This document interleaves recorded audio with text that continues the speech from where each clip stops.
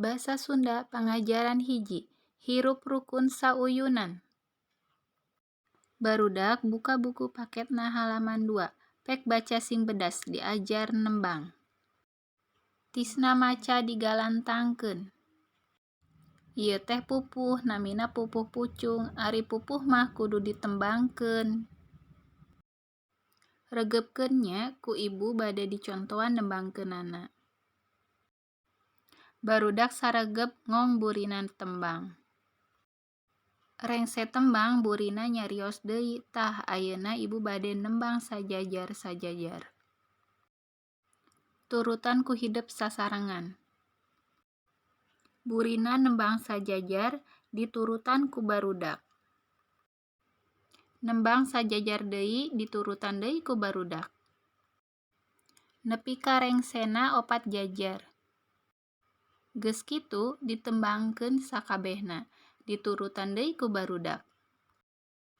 Kulantaran pupuhna henteu panjang, babari diturutanana ku barudak teh. Pek ayeuna ku hidep tembangkeun saurang-saurang, saur burina. Cung, saha nu tiasa? Barudak loba anu ngacung. Dewi sok kapayun. Dewi kaharep tuluy tembang. Rengse Dewi ditema ku Iwan. Terus ditema ku Yayan, Nani, Tisna jeung Sartika. Ditembangkeunana mah balener. Ngan sorana henteu kabeh alus. Aya anu sorana teu alus oge. Teu nanaon saur burina teh. Nu penting mah nembangkeunana bener bae. Henteu pahili jeung pupuh sejen. Saur burina pupuh pucung mah nembangkeunana sarua bae.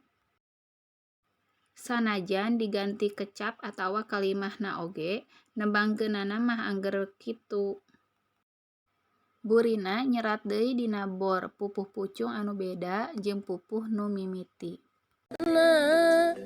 Jalma kudu rea batur keur silih tulungan, silih titipkeun nya diri. Budi akal lantaran ti pada jalma. Pupuh anu bieu ditembangkeun teh ngaranna pupuh pucung, eusina nyaeta sangkan urang kudu loba batur. Utamana jalma kudu rea batur. Utamanya orang membutuhkan banyak teman. Keur silih tulungan untuk saling membantu, silih titipkeun nya diri untuk saling menolong. Budi akal lantaran ti pada jalma, karena akal budi ada pada manusia.